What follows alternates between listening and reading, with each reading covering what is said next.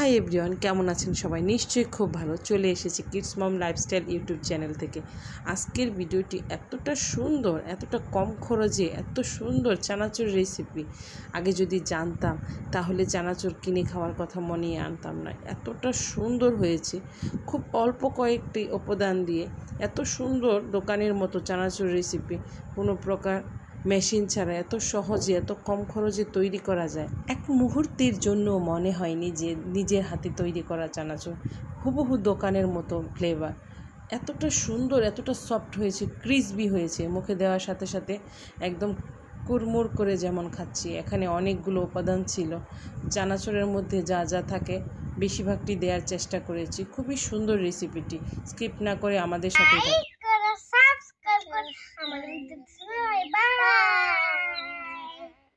তাহলে আর দেরি কিসে, ঝটপট চানাচুরের রেসিপিটা জেনে নিই। এখানে আমি নিয়েছি চটপটি ডাল, যা আগের দিন রাত্রে আমি ভিজিয়ে নিয়েছি পানি ঝরিয়ে। অল্প তেলে এভাবে আমি ভেজে নিচ্ছি। যখন একটু ব্রাউন কালার হবে তখন আমি উঠিয়ে নেব। আর এতটা সুন্দর, এতটা ক্রিসপি হয়েছিল যে জেনিফার প্রীতি মশলা দেওয়ার আগে অনেকগুলো খেয়ে নিল, কারণ দেখতে অনেকটা মটর ভাজার মতনই হয়েছে, শুধু মশলা ছিল না। এতটা সুন্দর কালার এসেছে। এরপর আমি ভেজে নেব বাদামের পরিমাণ একটু বেশি দিব, কারণ চানাচুরের ভিতরে যদি বাদামের পরিমাণটা একটু বেশি থাকে তাহলে খেতেও যেমন ভালো লাগে, দেখতেও খুবই ভালো লাগে।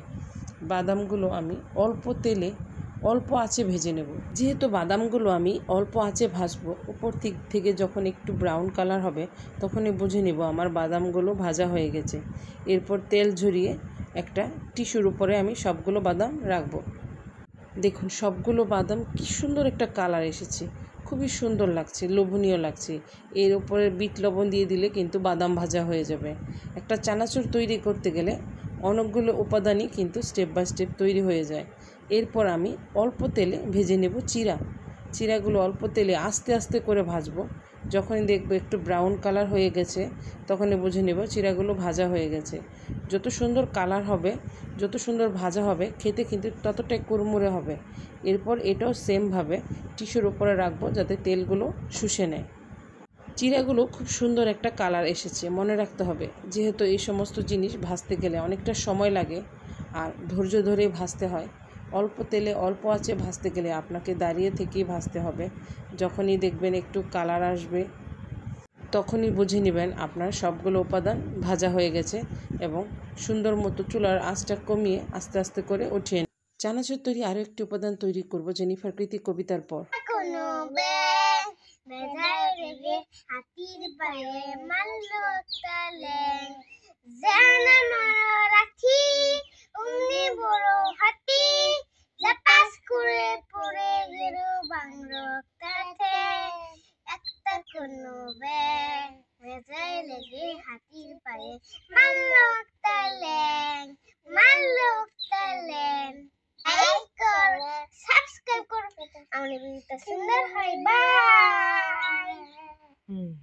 এখানে চানাচুর তৈরির জন্য আমি আরও একটি উপাদান তৈরি করব। এখানে আমি বেসন নিয়েছি 1.5 কাপ। বেসনগুলো আমি অবশ্য আগে থেকে চেলে নিয়েছিলাম। আর বেসনের সাথে এখানে আমি ইউজ করব আধা চামচ মরিচের গুঁড়া, আধা চামচ হলুদের গুঁড়া আর আধা চামচ লবণ। সবগুলো উপাদান একসাথে নিয়ে আমি খুব ভালো মতো মিক্স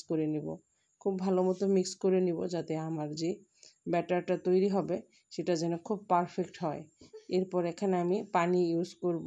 সবগুলো পানি আমি একত্রে ইউজ করব না, একটু একটু করে পানি দিব আর সুন্দর করে একটা ব্যাটার তৈরি করব। আর পানিটা অবশ্যই রুম টেম্পারেচারে থাকতে হবে। একটু একটু করে পানি নিয়ে সুন্দর করে একটা ব্যাটার তৈরি করব। ব্যাটারটা কিন্তু খুব বেশি নরম আবার খুব বেশি শক্ত হবে না, এতটা সুন্দর হবে ব্যাটার। এরপর আপনি হাত দিয়ে ভালো মতো মেখে নেবেন। ঠিক এরকম একটা ব্যাটার তৈরি হবে। ব্যাটারটা যতটা পারফেক্ট হবে আপনার পরের স্টেপগুলো কিন্তু ততটাই সুন্দর হবে। এরপর আমি একটা বোতলের ভিতরে অনেকগুলো ছিদ্র করে সুন্দর করে অল্প তেলে সুন্দর করে ভেজে নিব। আর একটুখানি বোতলের মুখে চাপ দিলে সুন্দর করে পড়ে যাবে। চানাচুর যেরকমের ছোট ছোট করে থাকে আমি ঠিক সেরকম করে ভাজছি। আপনি চাইলে অনেক জোরে জোরে প্রেস করলে অনেক বড় বড় হবে, পরবর্তীতে আপনি ভেঙে নিতে পারেন। বাট আমি চাইছিলাম যে আমারটা একদম পারফেক্ট হয়, কোনো ভাঙাভাঙির পার্ট না থাকে। দেখুন কি সুন্দর একটা কালার এসেছে, খুবই সুন্দর লাগছে কালারটা। এরপরে যেহেতু চানাচুর বানানোর জন্য আমাদের মশলা লাগে, মশলা তৈরির জন্য এখানে আমি নিয়েছি চাট মশলা 1 চামচ, বিট লবণ 1 চামচ, মরিচের গুঁড়ো 1 চামচ এবং টেস্টিং সল্ট নিয়েছি 1 চামচ। আমার চামিজের আকৃতি কিন্তু খুবই ছোট ছিল। আপনার চামিজের আকৃতি যদি বড় হয় সেক্ষেত্রে 1 চামচের জায়গায় আপনার আধা চামচ হবে।